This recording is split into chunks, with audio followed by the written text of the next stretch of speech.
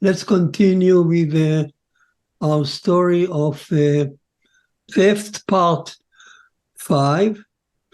And our subject today is Abraham opposite Sodom.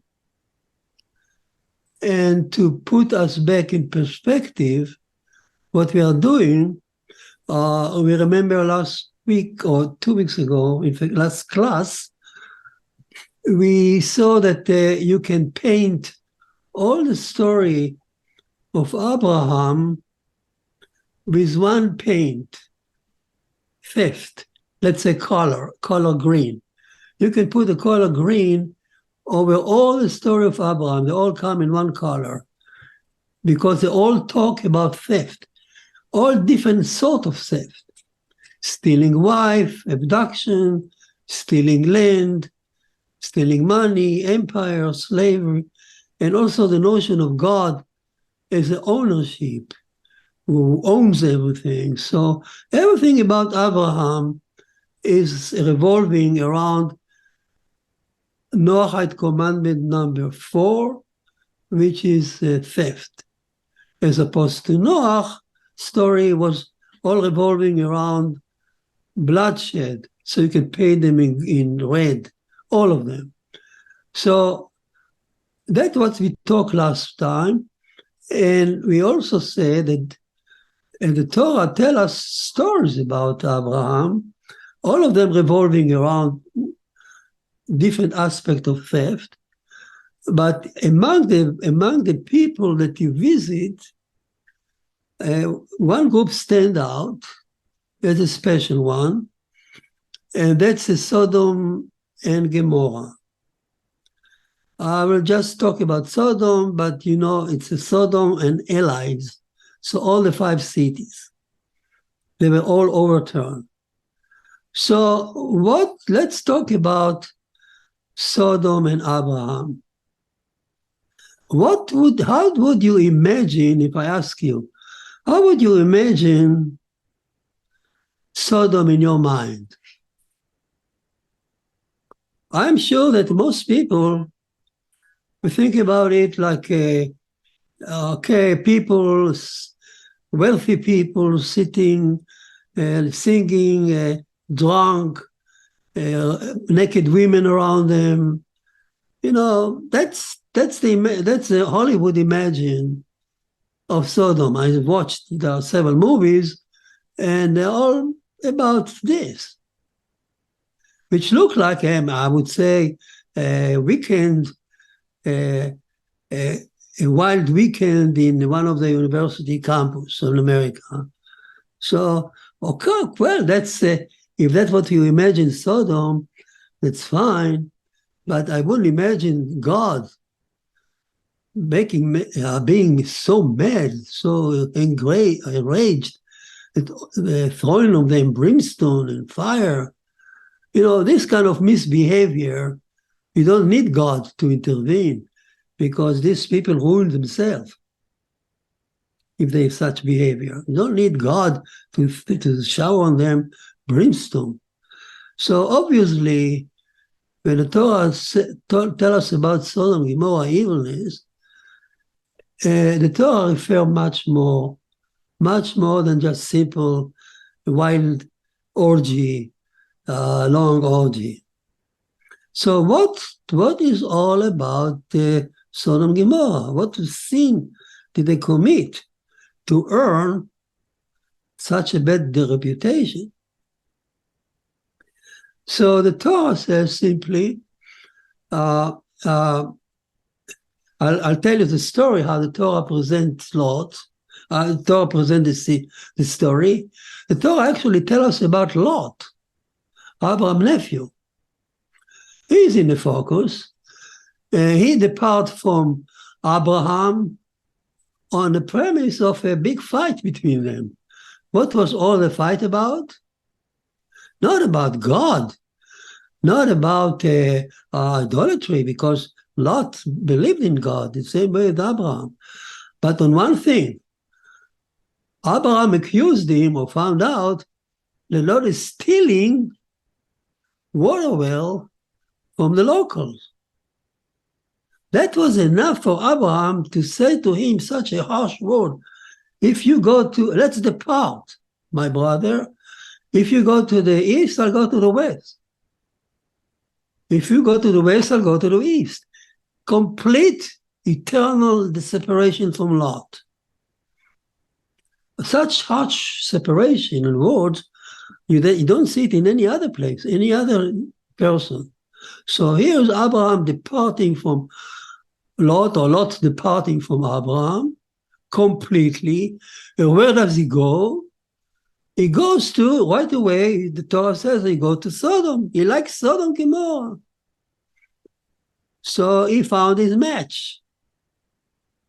And immediately the Torah says about Sodom, as it mentions Sodom, it says, I quote to you, and the city, the people of Sodom were sinners and exceedingly evil in Hashem's eyes, to Hashem. 13:12. So there were sinners and exceedingly evil, that's all. What the Torah described now, at this point, what was Sodom and Gomorrah kind of sin. Combination of being sinners, which means violating the law of Elohim. Evil, we already learned that evil is always in the eyes of the merciful Hashem attribute. So they violated both the law and they were evil. Exceedingly evil, which means cruel. Because how can you be exceedingly evil in the eyes of Hashem, merciful Hashem, if you do the opposite of what she is merciful. So if you are cruel and indifferent to human suffering, that makes you evil in her eyes. And they did that with a combination of being sinner, violating the law. So what is all about? We look at Rashi, and Rashi, I quote to you. Rashi says like this: they knew their master, owner. Master is owner, Adonai, Ribono. He used the Hebrew word Ribonam. They knew their owner, Ribonam, yet rebel against him. Rashi doesn't say that they did idolatry, or they bowed to stone and wood idols. They knew Hashem. They knew the master. Not only they knew Hashem, but they knew him as a master, as an owner, which is Abraham term, Adonai. And yet they rebel against him. Wow, we got insight what the Sodomites were all about. So what does it mean they knew the Bible? They knew the Hashem. You see, there is a difference if people are evil because they never learn about it. They belong to faraway civilization or a tribe in the jungle. They never learn the Bible. They never learn anything about Hashem. And they do all kind of foolish, evil. So that's one thing. As opposed to people who, let's say, went to Sunday school and they learn the Bible. They know Hashem. Rashi said they know what Hashem is, and yet they rebel against. Not only they knew him, but they knew him as a owner, Ribonam, as a one who owned them. Who is the one who invented the name of owner to Hashem? We know that's Abraham did. But Abraham prayed to Hashem that to have a son. He was 100, His wife was 90. It's impossible for them to have a child. So he preceded the prayer and he said, Adonai, that's the first time, Talmud says, that a person ever addressed Hashem with that title. So he says to Hashem, Adonai, please, my master, I know that you own everything. I know that reality is around me. I cannot change the reality. You are the owner of everything. You can change everything. And I accept you are my master. I accept your verdict. But you have promised me that I will have a child. So Adonai is a total submission to my owner, to my master. You own me. How do I know that he meant my owner, Adonai? Because when he meets, later on, when he meets king of Sodom and he offers him to share a loot, and Abraham says, wow, I've raised my hand, I've lifted my hand, and I swore to a supreme hell who possesses everything, that I will not share with you from a thread of a shoe or from a shoelace to a thread. Because you are the master of thieves. I don't want to share anything with you. So here Abraham uses the term koneh, is possessed. Usually it mistranslated politically right, it made you possess. No, you're not possessed. He prayed to Hashem as the owner, because Abraham believed, remember we talked about Abraham believed that he discovered Hashem because he saw that this universe works like a beautiful castle, like a machine, smart, beautiful. So it must have an architect. And then he said, oh, if this universe has an architect, the architect owns it by the right of the maker to own his product. So Hashem then is not only the maker but the owner. And for him it was a big revelation, because the whole issue of ownership and theft was very important. So Hashem owns everything. Adonai, he owns me. My circumcision is emblem of him in my flesh. I am so-called owned by him. I'm a slave, which means nobody else. And that's all people are free. All people should not be slave to any other person, because God is the owner. And you remember when he was compassionate, he taught people, bless Hashem, because he is the owner of everything. So he coined the name of my master, Adonai, Ribono, my Riboni. And that's the term that Rashi uses here. The Sodomites knew their master, yet they rebelled against him, which means they knew Hashem from some teaching. Maybe the son of Noah was not nearby. He had the Torah Academy near Jerusalem, Academy of Shem. They have the opportunity to learn Hashem, and they accepted it. But they rejected Abraham's teaching. They knew their master and they rebelled. Not only they rejected, but they did the opposite, which is worse.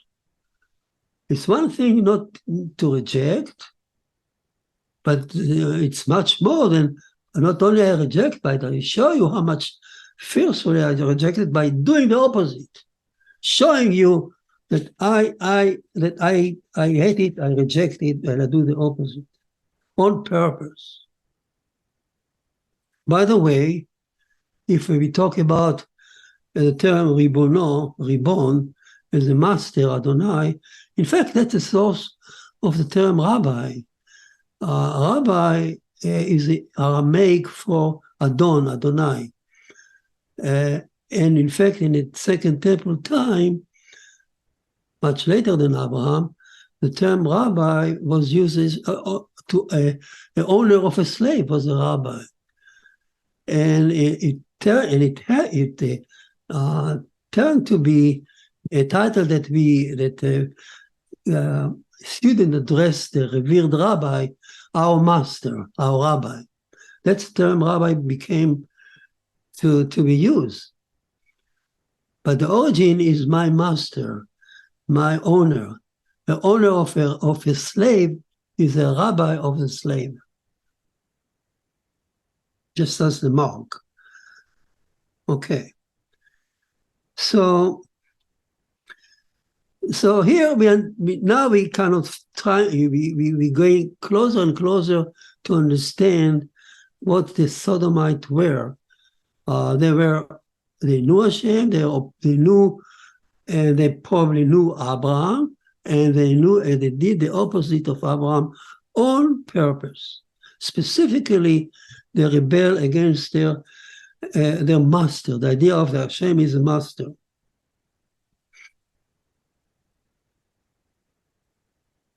So Lot went there because Lot too knew Hashem, but he rejected Abraham's teaching that of ownership, and he took it very lightheadedly that to steal some water from the local. For Abraham, it was a huge violation of the belief. Abraham insists of ownership. He purchased land with money to bury his wife. So if I pause for a minute and I see a progression, look, we have a new title from Hashem. For Hashem, is it how is it related to the older one? So we can say that Adam knew Hashem as a creator. Adam knew Hashem in Eden as a king, because the king, he commanded him not to eat from the tree. So he commanded him as a king, the rabbi said, and he commanded him also as a father. The two different type of commandment. The king command to obey the law, the father command out of love, whatever.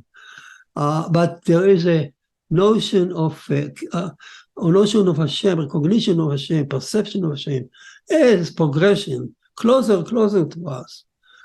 Is not only a creator, is not only our king of the universe, is not only our father in heaven or mother in heaven, and he is not only the builder, the judge, but he is the owner. But Abraham became actually introduced a more intimate relationship to God, because to relate to Hashem as the owner, my landlord, my owner, is much closer than to the king somewhere far away from me. A slave, I read somebody saying that a slave actually can get closer, a more intimate relationship with the master than even a son.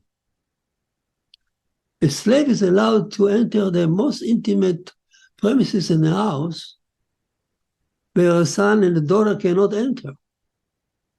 So being a slave is also a sign of close, intimate relationship that is even closer than son. So for Abraham, it was great. Lot and Sodom and Gomorrah said, no, we don't accept that idea. And we do the opposite.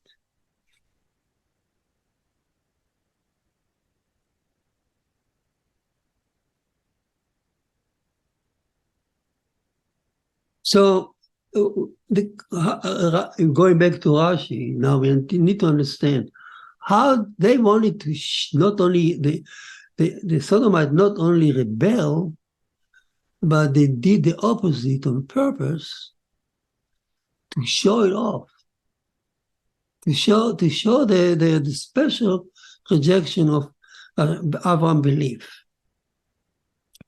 And there are many examples how they did it. I will focus mainly on three things. Now, remember, Abraham was excel in his welcoming the guest. He's charitable, and he is a poor. He built hospital to cater for the sick and so on. Let's focus on all three and see how Sodomite knew what he's doing, but they did the opposite on purpose. How is it depicted in the Talmud? Let's start with charity. We already talked about Abraham being extremely charitable. He did it because he believed that God is full of show of us unconditional love. And he did the same thing. He opened his purse and his pocket, and he showered goodness and wealth on anybody around him without asking anything in return and without any condition. Like he planted an eshel tree. Eshel is sort of a pine, but eshel is acronym for Achila, Shtia, Lina, which means eating, drinking, and sleeping. So he built on crossroad hotels, places where people can eat, sleep, and drink without any payment, free of charge. He didn't ask anything in return, only to thank Hashem because he is a real owner here.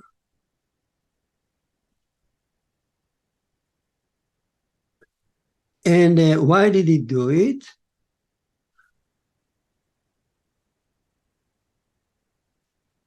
Why did he do it?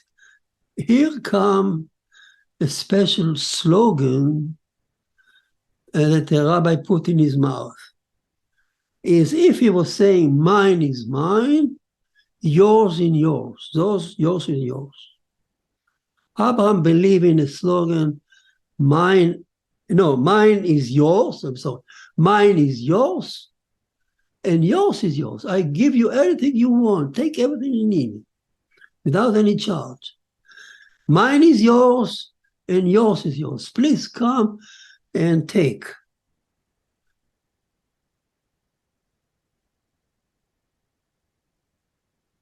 He also said the same thing to Hashem. Mine is yours, and yours is yours. The same relationship he had with other people, he also said it to Hashem. Yours is yours, and mine is yours. So that's the motto, classical motto of Abraham. He revered ownership, but he saw the ownership as only something small compared to the ownership. Everything belonged to Hashem. It's in my possession. I keep an eye on it. He put me in charge of it. All kind of explanation, but he didn't perceive it as mine that make me inflate my ego. No, on the contrary, it just in my hand. God gave me in my hand so I can shower His goodness to other people. Yours, mine is yours, and yours is yours. He said it both to people and to Hashem. What did the Sodomite say? And that's why he was so charitable. The Sodomite in rebellion said actually the opposite. They had beautiful slogan, but it is the opposite of what Abraham said. They said to people, mine is mine, and yours is yours. Yours is yours. I'm not sharing everything with you. It's not a bad slogan. What typifies the Sodomite, they are not wild people running around killing and stabbing each other as depicted in movies. They are very civilized people who follow the rule. Typical for Sodom, they're all dressed up, nice, elegant people, elegant women, listen to concerts, and they have rules. Rules that sound beautiful.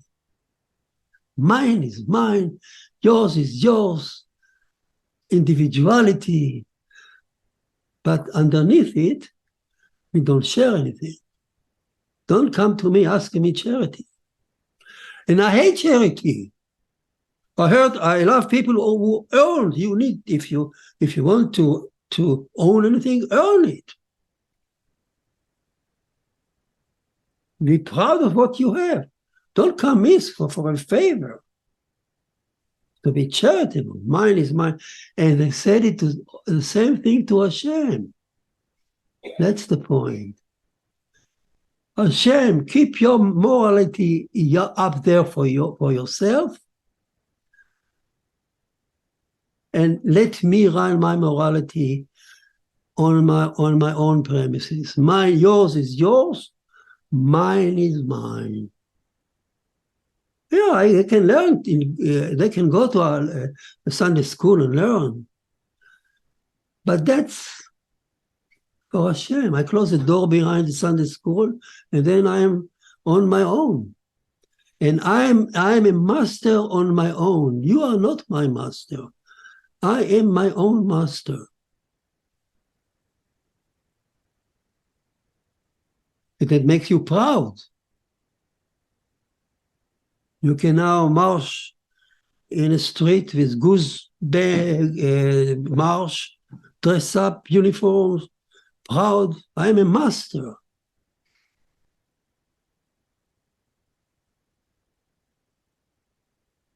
God, keep your morality up there in your domain, and let me run my own morality down here. That's behind the philosophy of Sodom and Gomorrah, which was completely opposite of Sodom. So again, we are focusing on the status, special status of Sodom as defining themselves against Abraham's faith. No, we don't have a war with America. We don't have a war with England.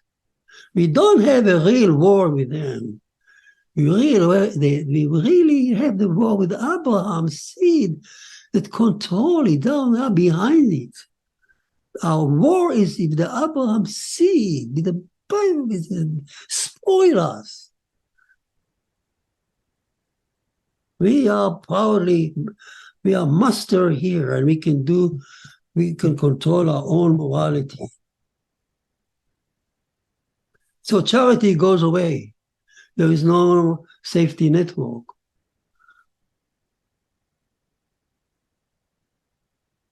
Well, I'll give you a story to show you how the rabbi saw it. The story that tell it really. How they did. They didn't say, we don't give charity. It doesn't sound nice. In fact, when a poor person wander into their town, and he's hungry, and he asks for something to beg some food, and they said, don't worry, and they smile at him with a special sodomite smile. Go to the plaza there, our friend, sit there, and you will get so much charity, you will be amazed. And if he doesn't believe them, but he sits at the bench, and indeed every sodomite will pass by him, throw at him coin, gold coin, silver coin, wow, what charitable people are these people? And they all smile with him.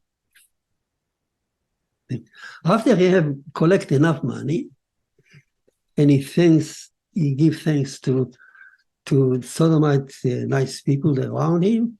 He go to the food store nearby, and he enter it happily. I have money. I'm hungry. Give me this and this and this and that. And the seller, the owner, look at him and says, "Excuse me, is that charitable money that you have?" And he says, "Well, yeah, I just sat there and they gave it to me." Oh, I'm sorry. I want to sell you, but we don't, there is a law that charitable money cannot be used to purchase anything because it's really not yours. So he's stunned. And he said, the owner says, don't worry, go and find some work, get some money and come back. You try another store, they all tell him the same story. He tried to find work, but nobody wanted to employ him because it's against the law to employ strangers. Next day, he fall asleep hungry. Next day, they all pass by him again, throwing him a lot of money, but he is depressed now. He cannot buy anything. And indeed, when he take a bigger pile of money now, run to the store, the stores, one after the other, excuse me. We, in self-piety, they say, charity, you're going to use charity money for food now. You should earn it. And he tried to escape the city. And the guard says, wait a minute, you own some taxes. You didn't pay. You spend there a day or two, a few days. I cannot leave you without paying taxes. Who said that? City council. Your name appears here. So he's locked. He feels himself trapped, hungry. After a few days, he passes away on a bench, and people pass by his emaciated body with the children and this big smile. And they show the body to the children and say, "You see, my child, you cannot buy money. There are things you cannot buy with money."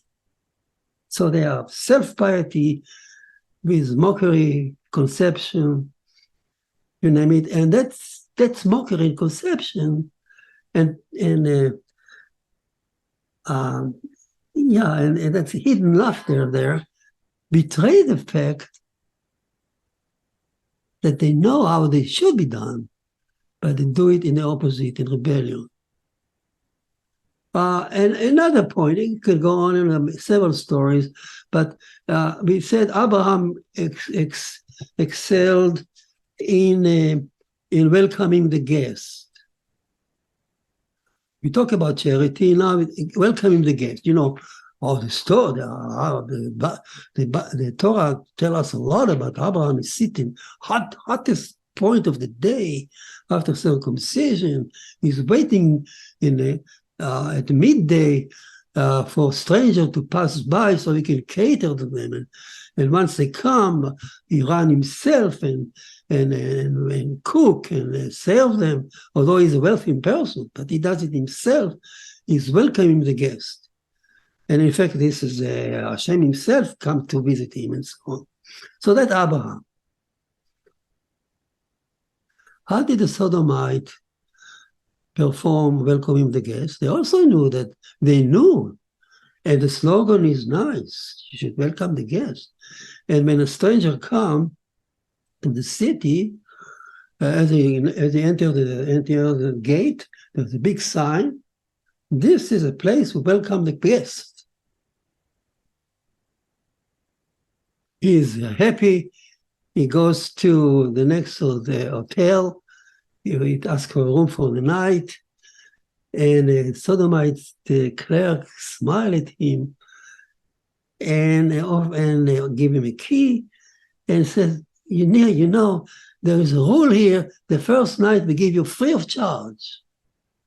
Welcome him the guest. And everything, you find everything ready for you in the room, water, don't worry about food, water, everything is drink, wine, whatever you want is there.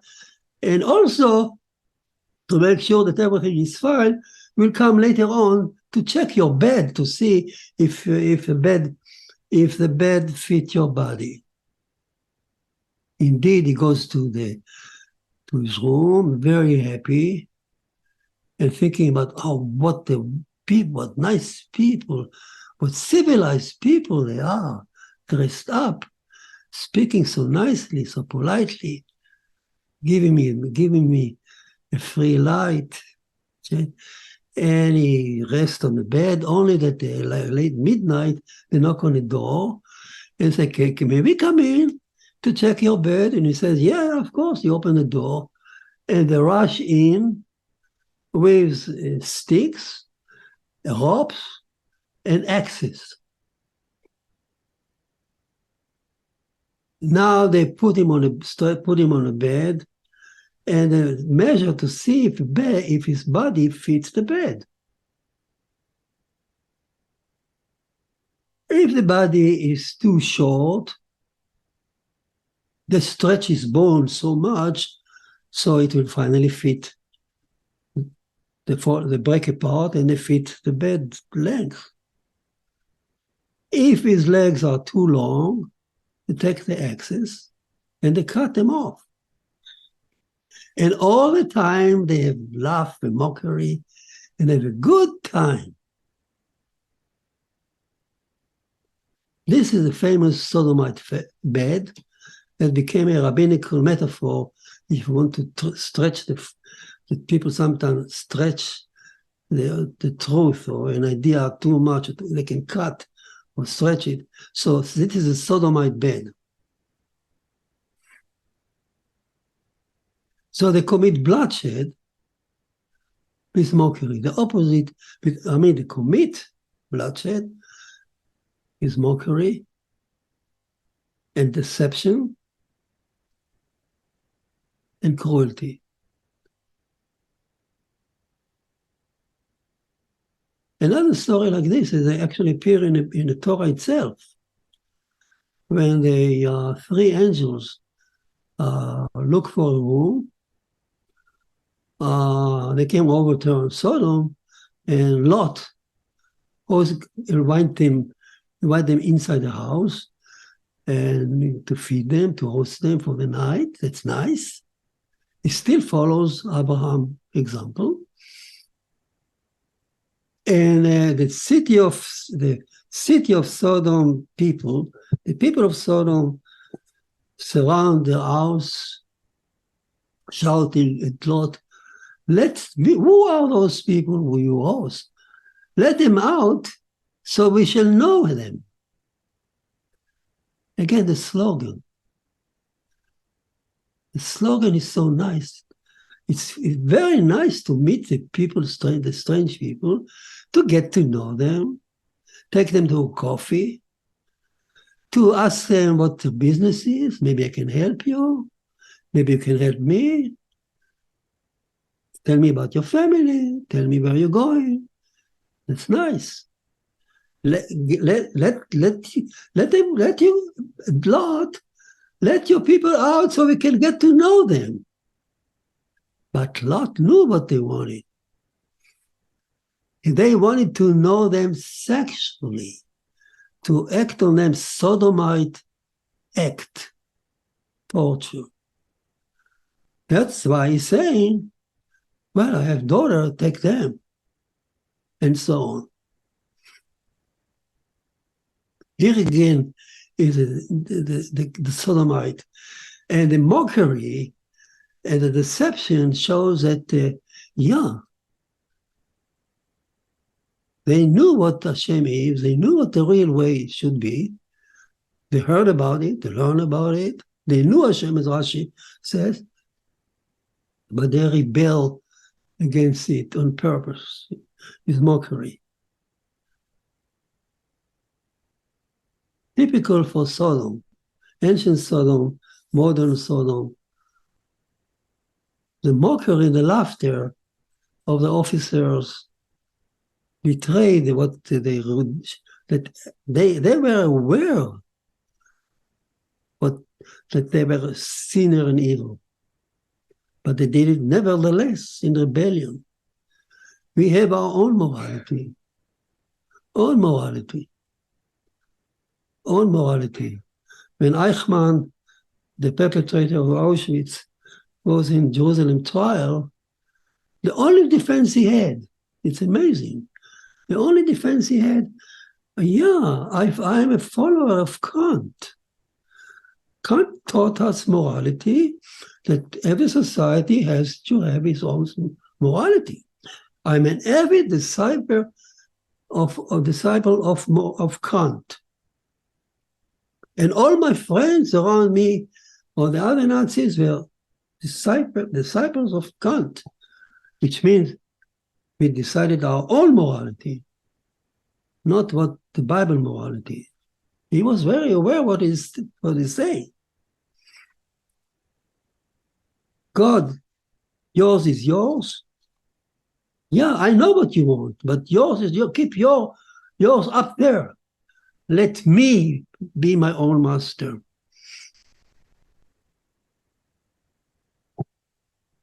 And another example, I think we have little time. Or another example, let's say, they also relate to the parsha there. The treating the sick people.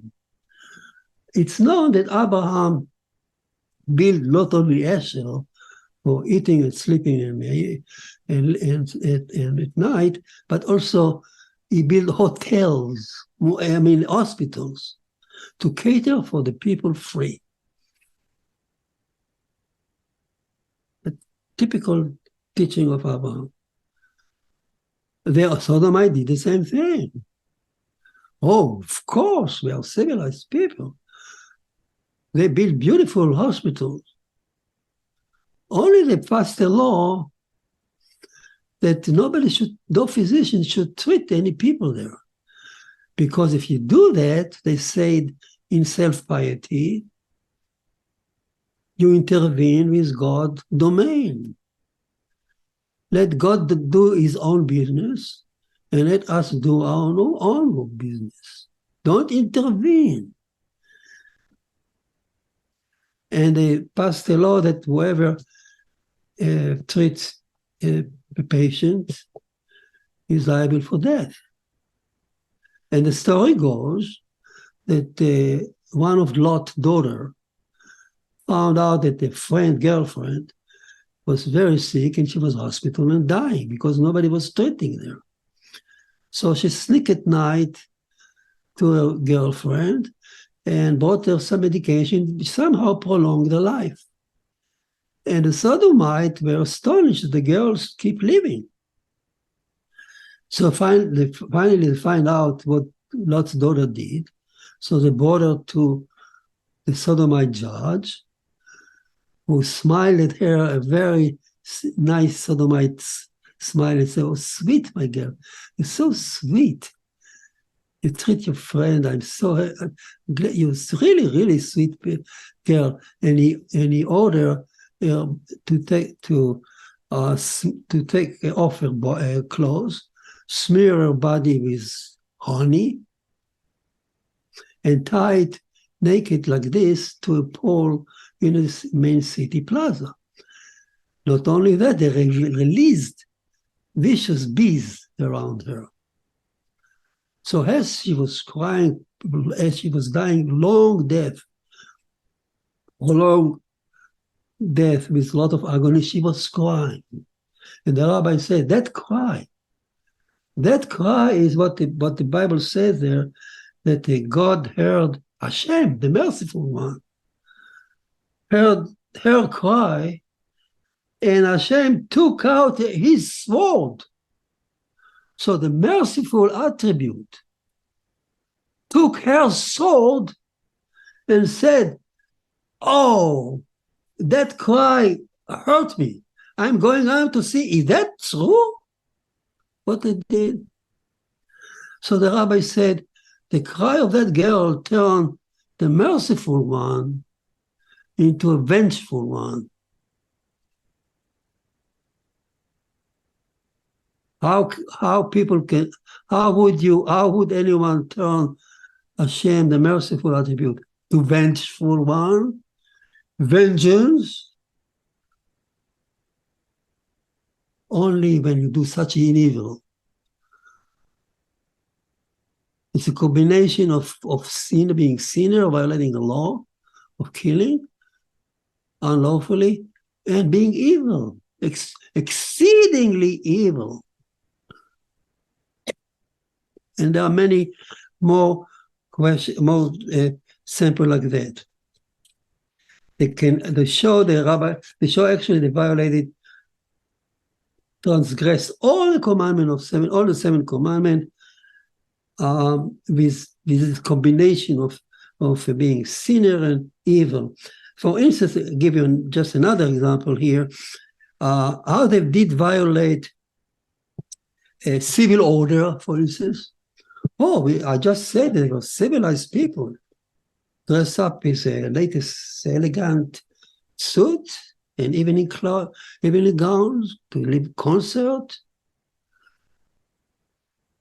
talking politely to each other with memos. Sir, her, beautiful people.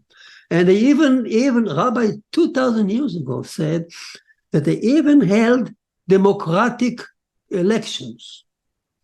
And they voted clear, nice voting for the city council membership. Whom did they vote? I quote to you, 3 people. Master cheater, master thieves, and master crooks. And finally, this beautiful council, when they finally enter office, they abolished all the civil rights, and they elected master thieves to be their king. And that's the king that the king of Sodom that Abraham met later on. And he said, I swear, I lifted my hand, and I swear to the owner of heaven and earth that I will not share with you from a thread to a shoelace. You are the master of thieves.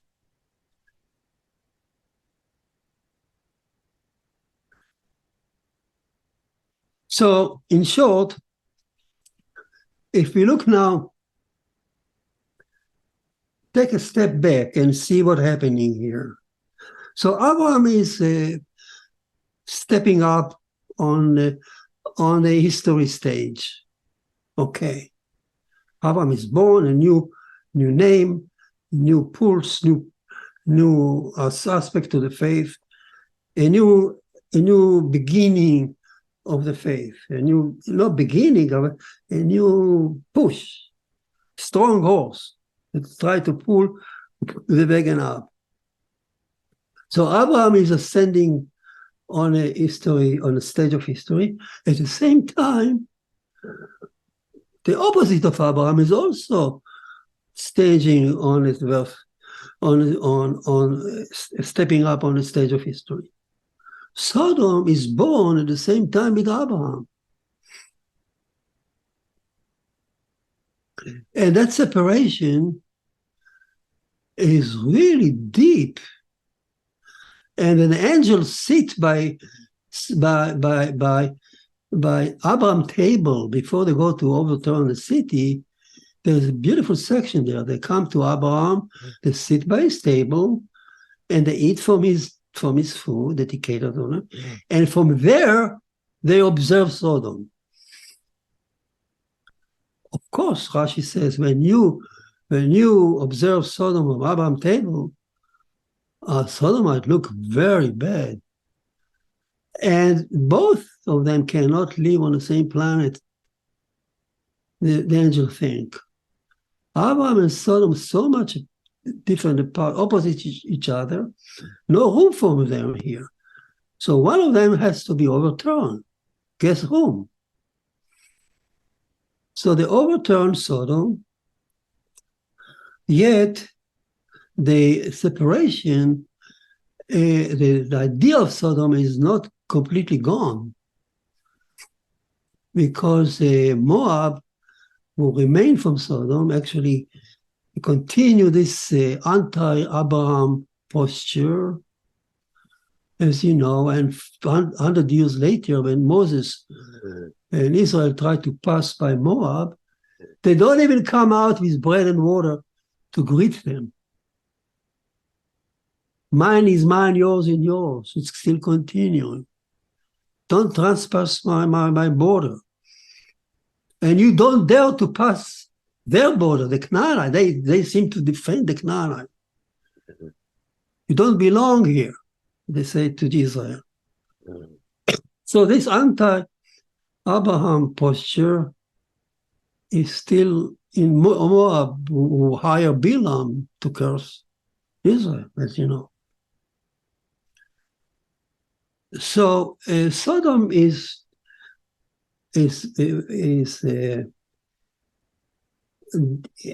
overturned, but it rises again its head in history, even in our time, and so the question is, what is a story? What does the Torah want to tell us here? Is this our destined to see Sodom and Abraham fighting forever? Are humanity going to stay such apart from ever? Is there any future? So there is one line hidden here that tell you what the Torah think about it. Because the Torah says when the time when Sodom was overturned, Elohim, it says, not the attribute of mercy, Elohim, the attribute of judgment, Elohim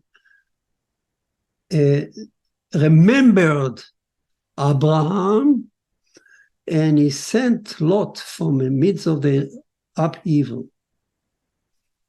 1929. So Lot was not saved because of mercy.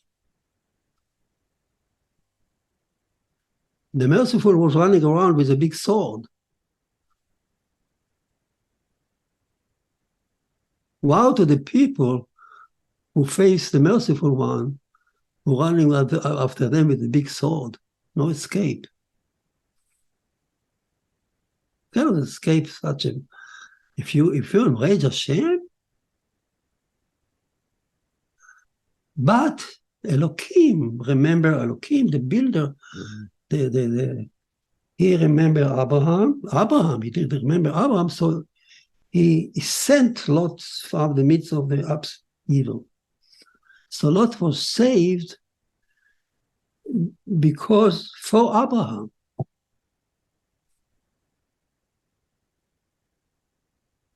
Elohim is a wise builder. He built history, he built nature, he built the sixth day. And his wisdom, he sent Lot. For whom? For Abraham. It was a decree of Elohim intervene in history. That Lot would be saved for Abraham. Why? You know why? Because this Moab, who hired Balaam to curse Israel, this Moab, who came from Lot and from Sodom and Gomorrah, I wanted to say that even Moab, in Moses' time, Hashem told Moses the separation should be forever. It's unbelievable. Every person who hates Israel and then he repent and he joined Israel, they welcome him. Haman, the Persian Haman, who wanted to destroy Israel, his children learn Torah in Bnei Brak, in Jerusalem, in Israel, by Rabbi Akiva. So no enemy of Israel there is no such thing that he's not welcoming back to Israel. Of course, why not? Apart from Moab. Moab is a deep separation. Even a proselyte Moabite, even he admit in the Torah, except the Torah, he is not admitted forever. The Torah says, because you pass by him and he didn't offer you even bread and water. He is still the same Sodomite. No chance for him forever. And we don't want to see him here among us, Hashem says to Israel. And yet,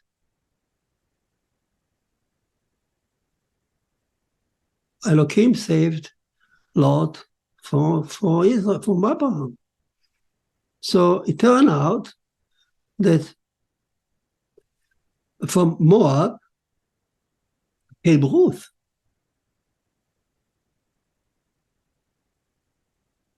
And Ruth was first denied to enter Israel because she's a Moabite.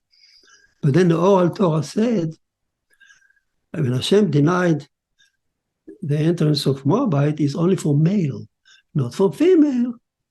So the oral Torah decree that Ruth is welcome the guest, come, stay among us. And from Ruth came David. And David will give birth to the son of David. I don't know if there is a greater story than this ever told. From such a deep separation from eternity, from Sodom and Gomorrah, ancient Sodom, modern Sodom, you name it, hatred, the opposite, arrogance, evildoer, killing, mockery, from such a deep separation from our would come the Messiah. The Messiah, and I, when I tell the story, I always ask myself, so why is it that the story is built, the Torah brings the story in connection to the recognition of God as the owner? You see, Messiah is not always good. God will bring the Messiah, but not as a creator, not as a king, not as a father in heaven, and not as a heavenly court, but as our owner. It's a new aspect for the Messiah. The God who owns everything, he gave the land of Israel to Israel. Go and tell him that you don't like it. He is the owner. If you believe in Abraham, sir, if you call yourself Abrahamic son, whether you Ishmael or not, well, Abraham taught to believe in God as the owner. And he said, it's even in the Quran, that the land of Israel is to the people of the Bible, to Abraham. Why? Because he's the owner. And as the owner,